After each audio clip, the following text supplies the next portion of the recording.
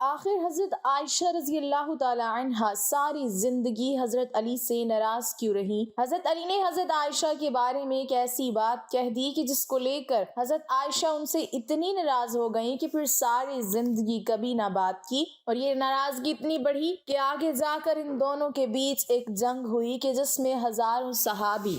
بسم اللہ الرحمن الرحیم۔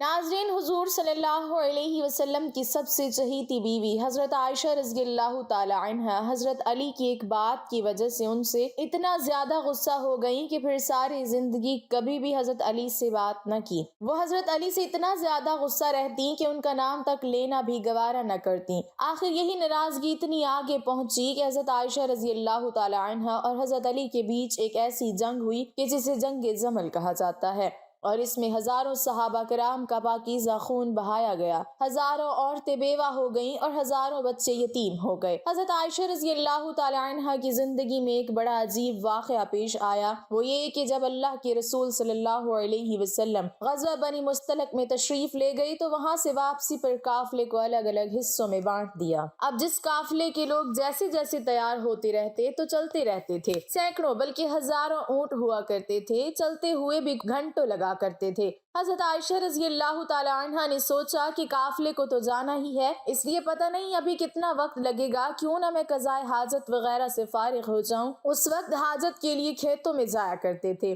لہٰذا آپ رضی اللہ تعالی عنہا دور چلی گئیں تاکہ فراغت حاصل کر سکیں۔ جب فارغ ہو کر واپس آئیں تو آپ نے ہودج میں بیٹھنا تھا کہ جس کو سواری کے اوپر رکھا جاتا ہے۔ اتنے میں حضرت عائشہ نے محسوس کیا کہ میں نے گلے میں ایک ہار پہنا ہوا تھا، وہ کہیں ٹوٹ کر گر گیا ہے۔ سوچا کہ ابھی تو روانہ ہونے میں وقت لگے گا، اس لیے میں جا کر ہار تلاش کر لیتی ہوں۔ آپ رضی اللہ تعالی عنہا ہار تلاش کرنے واپس اسی کھیت کی طرف گئیں۔ پیچھے صحابہ کرام نے سوچا کہ حضرت عائشہ رضی اللہ تعالی عنہا واپس تو آ ہی گئی تھی، لہٰذا ہودج میں بیٹھ بھی گئی ہوں گی، اس لیے 4-5 آدمیوں نے ہودج کو اٹھا کر اونٹ پر سوار کر دیا۔ حضرت عائشہ رضی اللہ تعالی عنہا عمر میں کم تھی اور وزن بھی کم تھا، 4-5 آدمی اٹھانے والے تھے تو ان کو پتہ بھی نہ چلا کہ آپ اندر بیٹھی ہیں یا نہیں۔ اب قافلے کے لوگ تو وہاں سے چلے گئے۔ جب حضرت عائشہ رضی اللہ تعالی عنہا واپس آئیں تو دیکھا کہ وہ جگہ تو خالی پڑی ہے اور قافلہ جا چکا ہے، تو حضرت عائشہ رضی اللہ تعالی عنہا بہت پریشان ہوئی، لیکن دوسری طرف آپ کو اطمینان بھی تھا کہ جب آپ صلی اللہ علیہ وسلم کو پتہ چلے گا کہ میں پیچھے چھوٹ گئی ہوں تو کسی نہ کسی کو ضرور بھیجیں گے، اس لیے آپ رضی اللہ تعالی عنہا وہیں پر بیٹھ گئیں۔ تھوڑی دیر بعد آپ رضی اللہ تعالی عنہا پر نیند غالب آ گئی تو آپ نے اپنے اوپر چادر ڈال لی اور سو گئیں۔ حضور صلی اللہ علیہ وسلم کی عادت تھی کہ صحابہ کرام میں سے کسی ایک صحابی کو حکم دیا جاتا تھا کہ جب سارا قافلہ کسی جگہ سے چلا جائے تو اگر رات کا وقت ہو تو صبح کے وقت وہ صحابی وہاں آ کر دیکھیں کہ کہیں کوئی چیز چھوٹ تو نہیں گئی۔ لہٰذا ایک بدری صحابی حضرت صفوان رضی اللہ تعالی عنہ کو حضور صلی اللہ علیہ وسلم نے اس کام پر لگایا تھا، تو وہ صحابی جب اس جگہ پر آئے تو کسی کو وہاں لیٹا ہوا پایا۔ قریب آئے تو انہوں نے پہچان لیا کہ یہ تو حضور صلی اللہ علیہ وسلم کی بیوی حضرت عائشہ ہیں، تو انہوں نے اونچی آواز میں انا للہ و انا الیہ راجعون پڑھا۔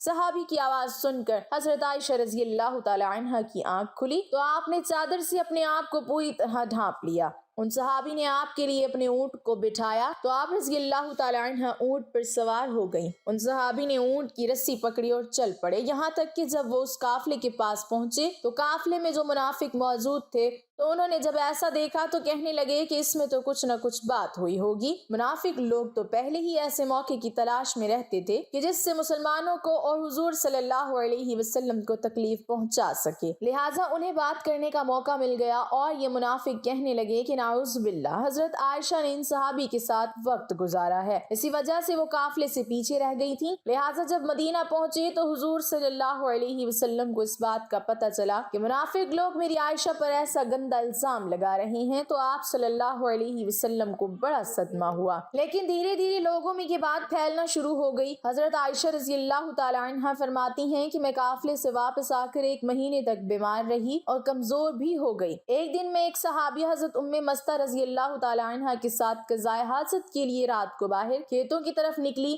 रास्ता चलते एक जगह पर उन सहाबिया को ठोकर लगी तो उन्होंने अपने बेटे को बद्दुआ दी। तो हजरत आयशा रज़ी अल्लाह तआला अन्हा फरमाती हैं कि मैंने उनसे कहा कि आप अपने बेटे के लिए बद्दुआ क्यों कर रही हैं? तो वो कहने लगी कि ए आयशा, क्या तुम्हें पता नहीं कि वो तुम्हारे बारे में क्या बातें करता है? तो हजरत आयशा ने पूछा कि आखिर वो मेरे बारे में क्या कहता है? तो उस पर उन सहाबिया ने हजरत आयशा को सारी बातें बता दी कि ए आयशा, तुम्हारे बारे में सारे शहर में ऐसी ऐसी बातें हो रही हैं। हजरत आयशा रज़ी अल्लाह तआला अन्हा फरमाती हैं कि जब मैंने ये सुना तो मेरे दिल पर बहुत बड़ा सदमा लगा और जल्दी से घर वापस आकर हुजूर सल्लल्लाहु अलैहि वसल्लम का इंतजार करने लगी।